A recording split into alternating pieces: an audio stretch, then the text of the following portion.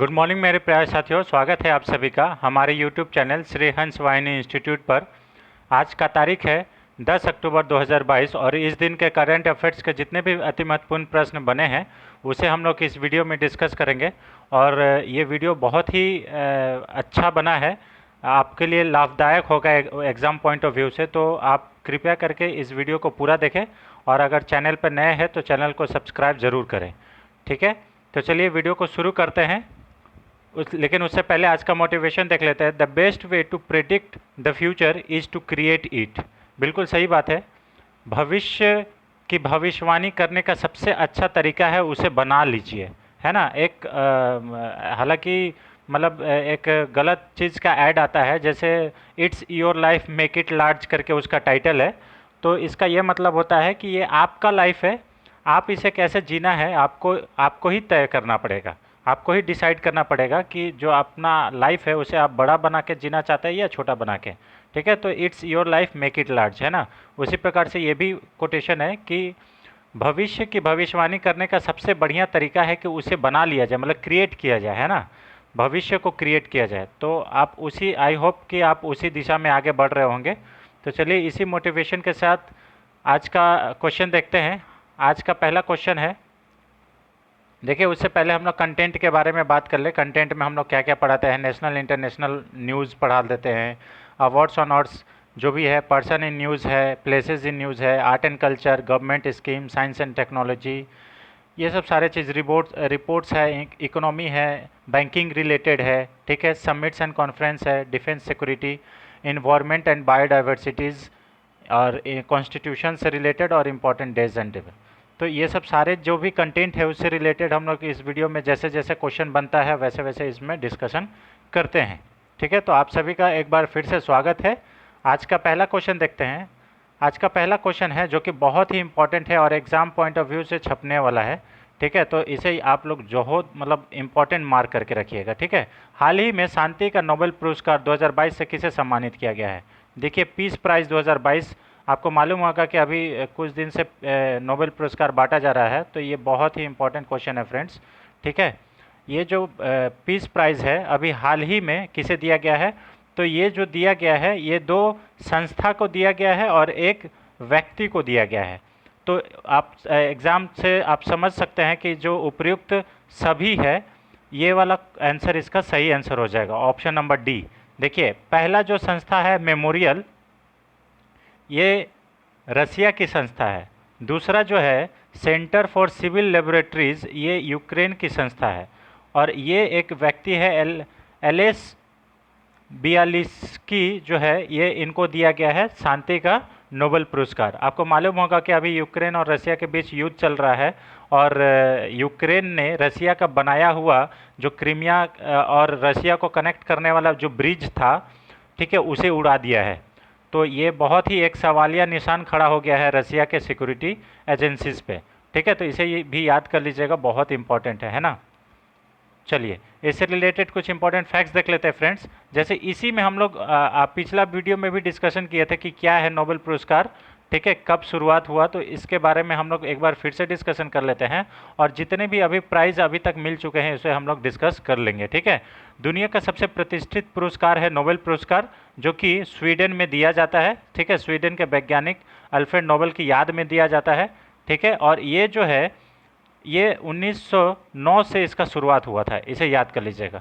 ठीक है, नोबेल पुरस्कार शांति, साहित्य, भौतिकी, रसायन, चिकित्सा विज्ञान और अर्थशास्त्र के क्षेत्र में दिया जाता है। मतलब टोटल 6 कैटेगरी है जिसमें नोबेल पुरस्कार दिया जाता है। इस पुरस्कार के स्वरूप 14 लाख डॉलर आदमी को दिया जाता है, इसे याद कर लीजिएगा।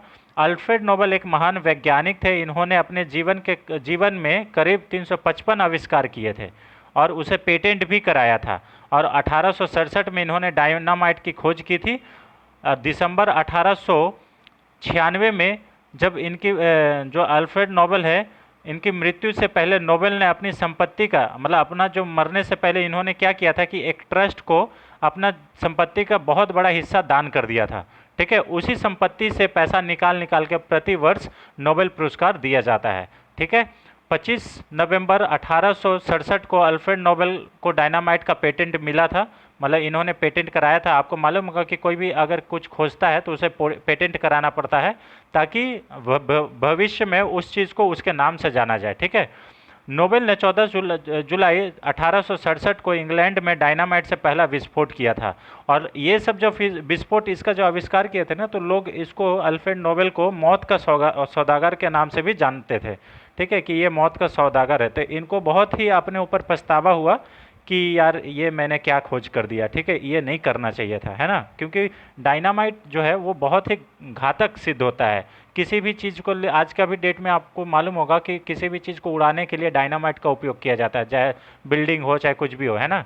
डायनामाइट बनाने के दौरान ही एक हादसे में अल्फ्रेड नोबेल के जो भाई हैं उनकी मौत हो गई थी।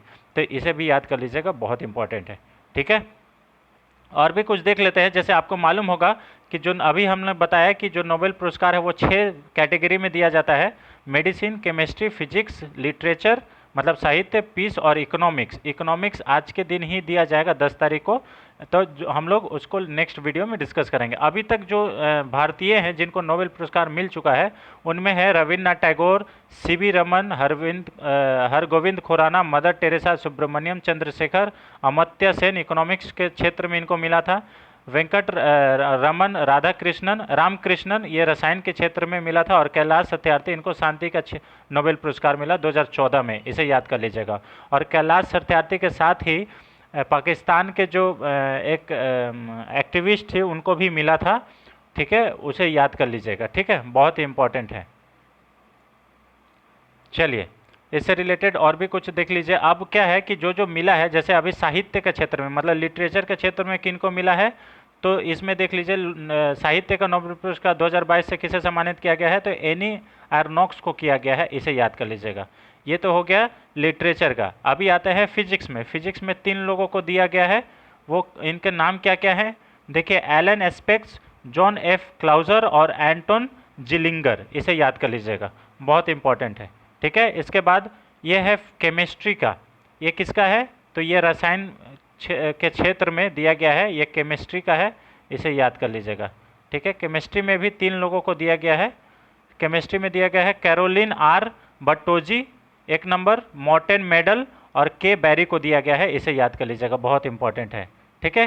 के बैरी सरप्लेस, इसे याद कर लीजिएगा, के बैरी सरप्लेस को दिया गया है, शार्प्लेस को दिया गया है, ठीक है, ये केमिस्ट्री के क्षेत्र में, ठीक है। तो एक ही जगह पे आपको हम कोशिश किए हैं सारे जो पुरस्कार, नोबेल पुरस्कार जो इंपॉर्टेंट है उसे एक जगह पे एक वीडियो में आपको प्रोवाइड कराने का, ठीक है। अगर आपको सच में ये वीडियो अच्छा लगता है फ्रेंड, तो हमारा ज़रूर से ज़रूर सपोर्ट करें, चैनल को शेयर करें, ठीक है, ताकि ज़्यादा से ज़्यादा हमारे साथ लोग जुड़ पाएँ, ठीक है।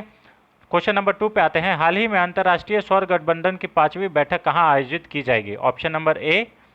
Option number A New Delhi, option number B Gurugram, option number C Chennai, option number D Kolkata. तो अंतर्राष्ट्रीय सोलर गठबंधन ISA, इंटरनेशनल सोलर अलायंस, ठीक है, इसका जो है 5वीं मीटिंग होने वाली है और ये कहाँ पे होगा, ये नई दिल्ली में होगा। ऑप्शन नंबर ए इसका सही आंसर हो जाएगा, ठीक है। देखिए अंतर्राष्ट्रीय सोलर गठबंधन जो है इसकी 5वीं बैठक नई दिल्ली में आयोजित होगा। और अंतर्राष्ट्रीय सौर गठबंधन जो है इसमें 121 देश शामिल हुए हैं अभी तक, इसे याद कर लीजिएगा, बहुत इंपॉर्टेंट है, ये आपसे पूछ सकता है, ठीक है। एक सहयोग संगठन है जिसका शुभारंभ जो है ये फ्रांस में 30 नवंबर 1915 को किया गया था, जो कि पेरिस में जब कॉप का मीटिंग चल रहा था ना, कॉन्फ्रेंस ऑफ पार्टीज़ का, उसी में इसका परिकल्पना किया गया था नरेंद्र मोदी के द्वारा, ठीक है। और इन्हीं का सिफारिश से ये पहल से ये अंतर्राष्ट्रीय सौर गठबंधन बना है। और इसका मुख्यालय जो है ये गुरुग्राम हरियाणा में है, इसे याद कर लीजिएगा। एकमात्र इंटरनेशनल एजेंसी जिसका जो हेडक्वार्टर है वो भारत में है, इसे याद कर लीजिएगा, गुरुग्राम हरियाणा। इसका फाउंड कब बना है, ये 30 नवंबर 2005 को बना है। और अभी डायरेक्टर जनरल कौन है, अजय माथुर है, इसे याद कर लीजिएगा।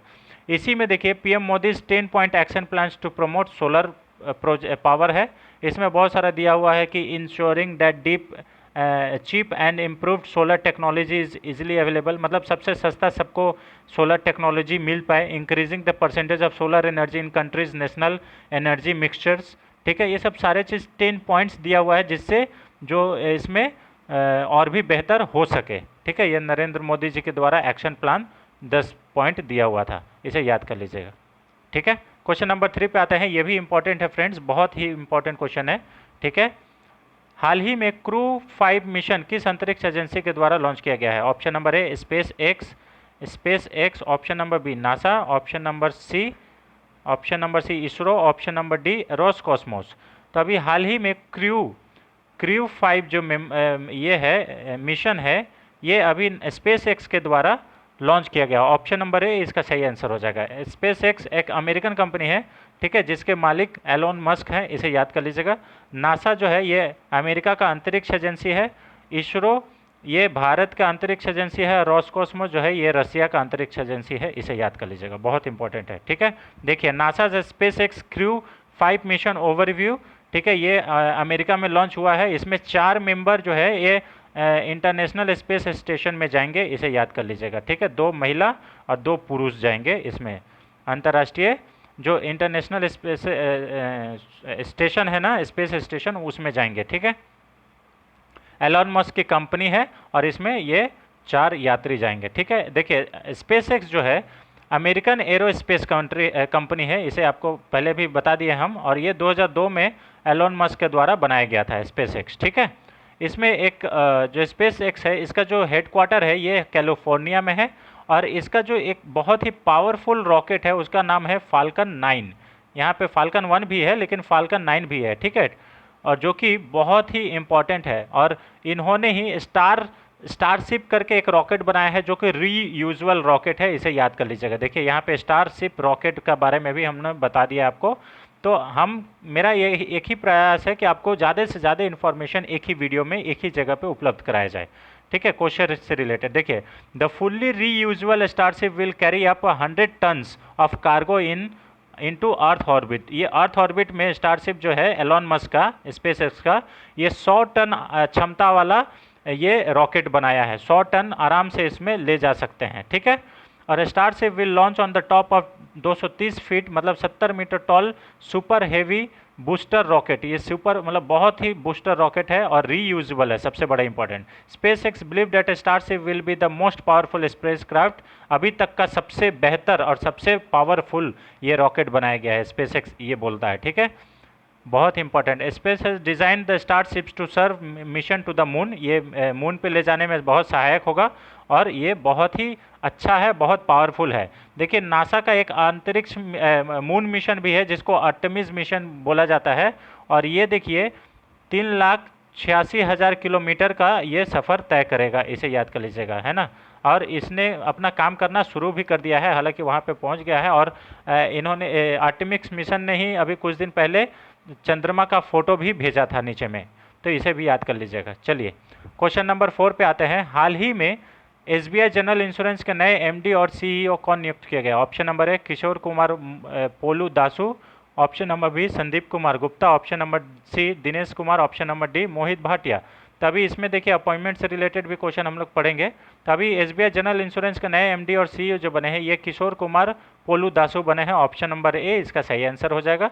ये देखिए Kishore Kumar Polu Dasu appointed as general SBI general insurance MD और सीईओ, इसे याद कर लीजिएगा। अभी कुछ रिसेंट अपॉइंटमेंट की बात करें तो इसमें हम लोग पहले भी डिस्कस कर चुके हैं। यूएपीए ट्रिब्यूनल के पीठासीन अधिकारी कौन बने हैं? दिनेश कुमार बने हैं, जो कि दिल्ली हाई कोर्ट के जज भी हैं। ठीक है, यूएपीए होता क्या है? तो अनलॉफुल एक्टिविटीज़ प्रिवेंशन एक्ट 1967, इसे याद कर लीजिएगा, बहुत इंपॉर्टेंट है। ठीक है, बैंक ऑफ इंडिया के नए सीईओ कौन नियुक्त किए गए हैं? तो मोहित भाटिया बने हैं।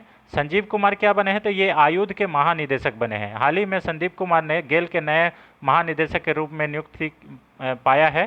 पंकज त्रिपाठी जो अभिनेता हैं उनको भारतीय निर्वाचन आयोग के द्वारा अपना नेशनल आइकॉन घोषित किया है, इसे भी याद कर लीजिएगा, बहुत इंपॉर्टेंट है फ्रेंड्स। ठीक है, और भी है, देखिए भारत के नए उप चुनाव आयुक्त, ये तो बहुत ही इंपॉर्टेंट क्वेश्चन है फ्रेंड्स। उप चुनाव आयुक्त अजय भादु बने हैं। ठीक है, ललित भासिन जो है Arvind American chamber of commerce के नए अध्यक्ष बने हैं, ललित भासिन। राजेंद्र कुमार ये ईएसआईसी के महानिदेशक बने हैं। भारत लाल राष्ट्रीय सुशासन केंद्र के महानिदेशक बने हैं। दिलीप आजबे ये एनपीसीआई के एमडी और सीईओ बने हैं, इसे याद कर लीजिएगा। और नागेश जो सिंह है ये थाईलैंड में भारत के राजदूत नियुक्त किए गए हैं। तो ये कुछ रिसेंट अपॉइंटमेंट है जो कि एग्जाम पॉइंट ऑफ व्यू से बहुत ही इंपॉर्टेंट है। तो आप लोग क्या कीजिए, वीडियो को पॉज करके इसे लिख लीजिएगा, बहुत इंपॉर्टेंट है फ्रेंड्स, ठीक है। और वीडियो को शेयर भी कीजिए, वीडियो को शेयर करके ज़्यादा से ज़्यादा आप कमेंट बॉक्स में इसे आप अपना मतलब प्यार दीजिए। आपको कितना अच्छा लगा इस वीडियो को ज़रूर बताइए कमेंट बॉक्स में फ्रेंड्स, ठीक है। चलिए, और भी है इससे रिलेटेड। देखिए, अभी एलआईसी के एमडी और सीईओ कौन बने हैं, सीएमडी, तो ये प्रसून कुमार मोटूपल्लू बने हैं। मुकुल रोहतगी भारत के दूसरी बार अटॉर्नी जनरल बने हैं और ये के वेणुगोपाल की जगह पे बने हैं। सुमंत कटपालिया जो है इंडसइंड बैंक के एमडी और सीईओ नियुक्त किए गए हैं, इसे याद कर लीजिएगा, ठीक है। क्वेश्चन नंबर 5 पे आते हैं। हाल ही में गल्फ ऑयल ने किसे अपना ब्रांड एम्बेसडर नियुक्त किया है? Option number A Suresh Raina, option number B Rani Rampal, option number C Smriti Mandhana, option number D Kiara Advani. तभी गल्फ ऑयल ने ये अपना स्मृति मंदाना को अपना नया ब्रांड एम्बेसडर नियुक्त किया गया है। इसके और भी ब्रांड एम्बेसडर ऑलरेडी हैं, जैसे पहले Mahendra Singh Dhoni brand ambassador already बन चुके हैं, उसके बाद हार्दिक पांड्या और अभी स्मृति मंदाना बने हैं न्यू ब्रांड एम्बेसडर। किसके? तो गल्फ जो ऑयल है इसके, ठीक है, इसे याद कर लीजिएगा, बहुत इंपॉर्टेंट है, ठीक है। और महेंद्र सिंह धोनी जो है ये बेंगलोर में एक कंपनी है गरुड़ एरोस्पेस, इसके भी ब्रांड एम्बेसडर है, तो इसे याद कर लीजिएगा। और विंजो जो गेम है ना, विंजो गेमिंग प्लेटफॉर्म जो है, इसके भी ब्रांड एम्बेसडर महेंद्र सिंह धोनी ही है, इसे याद कर लीजिएगा, बहुत इंपॉर्टेंट है, ठीक है। स्मृति मंदाना अभी हाल ही में गल्फ के नए ये बने हैं। और ब्रांड एम्बेसडर देखे हम लोग पिछला वीडियो में पढ़े थे कि जो फायर बोल्ट है इसके जो ब्रांड एम्बेसडर कियारा आडवाणी को बनाया गया है, ठीक है। फायर बोल्ट एक स्मार्ट वॉच कंपनी है, इसे याद कर लीजिएगा। रवि शास्त्री फैनकोट के नए ब्रांड एम्बेसडर बने हैं। वानी कपूर जो नॉइज स्मार्ट वॉच कंपनी है, ठीक है, इसके ब्रांड एम्बेसडर बने हैं। रामचरण जो है ये हीरो मोटोकॉम के नए ब्रांड एम्बेसडर बने हैं, इसे याद कर लीजिएगा, बहुत इंपॉर्टेंट है फ्रेंड्स, ठीक है। क्वेश्चन नंबर 6 पे आते हैं। हाल ही में किस टेनिस खिलाड़ी ने तेल अवीव ओपन 2022 का खिताब जीता? ऑप्शन नंबर ए नोवाक जोकोविच, option number B Rafael Nadal, option number C Casper Ruud, option number D Marin Cilic, ठीक है। तो ऑप्शन नंबर जो ए है इसका सही आंसर हो जाएगा। नोवाक जोकोविच ने अभी हाल ही में तेल अवीव में ओपन जो तेल अवीव ओपन 2022 टेनिस टूर्नामेंट हुआ है, इसमें राफेल नोवाक जोकोविच ने ये जो टाइटल है ये जीता है। और किसको हराकर? तो ये मारिन सिलिच को हराकर जीते हैं, ठीक है। तो ये उप विजेता हुए, ठीक है, उप विजेता, रनर अप हुए हैं, है ना। ये क्या हुए हैं? रनर अप, और ये विनर, ठीक है, इसे याद कर लीजिएगा। देखिए, नोवाक जोकोविच जो है ये अभी हाल ही में रिसेंट क्या क्या जीते हैं देख लीजिएगा। नोवाक जोकोविच सर्बिया के खिलाड़ी हैं, टेनिस खिलाड़ी, ठीक है। ये अभी हाल ही में तेल अवीव ओपन 2022 का खिताब जीते हैं। नोवाक जोकोविच जो है ये मारिन सिलिच को हराकर जीते हैं, ठीक है। कोरियाई ओपन टेनिस टूर्नामेंट में पुरुष एकल का खिताब जो है ये योशिहितो निशिओका ने जीता है। ये हम लोग पिछला वीडियो में डिस्कस कर चुके हैं। और ये कहाँ के खिलाड़ी है? तो जापान के टेनिस खिलाड़ी है, इसे भी याद कर लीजिएगा, ठीक है। कैस्पर रूड ये स्विस ओपन 2022 का खिताब जीते हैं, कैस्पर रूड, ठीक है। तो देख लीजिए आप, बहुत इंपॉर्टेंट क्वेश्चन हम लोग बता रहे हैं फ्रेंड्स इसमें, और इससे क्वेश्चन बनेगा ही बनेगा, ठीक है। आप लोग कमेंट बॉक्स में जरूर एग्जाम जब देने जाइएगा तो बताइएगा कि इससे आया कि नहीं, ठीक है। कैस्पर रूड स्विस ओपन 2022 का खिताब जीते हैं। नोवाक जोकोविच विम्बलडन ओपन 2022 का टूर्नामेंट जीते हैं, उसमें पुरुष एकल में, ठीक है, इसे याद कर लीजिएगा। और चारों ग्रैंड स्लैम में 80-80 मैच जीतने वाले पहले खिलाड़ी कौन बने हैं? तो नोवाक जोकोविच बने हैं, ठीक है। एंड्रयू रूबलेव जो है ये रसिया के रहने वाले हैं, ये सर्बिया ओपन जीते हैं, इसे याद कर लीजिएगा, बहुत इंपॉर्टेंट है ये भी, ठीक है, बहुत ही ज़्यादा इंपॉर्टेंट है, ठीक है। और इसमें हम लोग ये भी बताए थे, जैसे मेंस ग्रैंड स्लैम जीतने वाले सबसे ज़्यादा राफेल नडाल हैं, इसे याद कर लीजिए। सबसे ज़्यादा बार टाइटल जो जीते हैं वो क्या है? राफेल नडाल 22 बार, ठीक है। रोजर फेडरर 20 बार और नोवाक जोकोविच 20 बार, इसे याद कर लीजिएगा, बहुत इंपॉर्टेंट है, ठीक है। क्वेश्चन नंबर 7 पर आते हैं। हाल ही में आयोजित होने वाले WHO के कार्यकारी बोर्ड में अमेरिका का प्रतिनिधित्व कौन करेंगे? Option number A doctor Vivek Murthy, option number C doctor Harshvardhan, option number C doctor K Shailaja, option number D इनमें से कोई नहीं। तो WHO का कार्यकारी बोर्ड जो है उसमें अमेरिका का प्रतिनिधित्व डॉक्टर विवेक मूर्ति करेंगे। ये इंडो अमेरिकन डॉक्टर हैं, इसे याद कर लीजिएगा, बहुत इंपॉर्टेंट है। ये जो डॉक्टर के सैलजा हैं ये केरला के हेल्थ मिनिस्टर हैं, इसे याद कर लीजिएगा। इनको जब कोरोना काल में इनको बेहतर मैनेजमेंट के लिए अवार्ड भी मिला है, इसे याद कर लीजिएगा। ठीक है, देखिए WHO की बात करें तो इसकी स्थापना 1948 में की गई थी 7 अप्रैल, तो इसीलिए 7 अप्रैल को स्वास्थ्य दिवस मनाया जाता है, इसे याद कर लीजिएगा। 7 अप्रैल को स्वास्थ्य दिवस मनाया जाता है। ठीक है, और WHO जो है ये यूनाइटेड नेशंस के द्वारा एक एजेंसी के द्वारा बनाया गया है, तो इसे याद कर लीजिएगा। और इसके जो हेड है ये डॉक्टर टेड्रोस एधनोम है, जो कि बहुत ही इंपॉर्टेंट है। इसके जो मतलब डायरेक्टर जनरल हैं वो टेड्रोस एधनोम है, और इसका जो हेडक्वार्टर है ये जेनेवा स्विट्जरलैंड में है, इसे याद कर लीजिएगा, बहुत इंपॉर्टेंट है। ठीक है, और ये पूरा देश में स्वास्थ्य संबंधित मैटर को जानकारी देने के लिए ये जाना जाता है। इसका काम ही है सारे देश को आगाह करना कि कोई भी बीमारी अगर फैल रहा है तो। ठीक है, क्वेश्चन नंबर 8 पे आते हैं।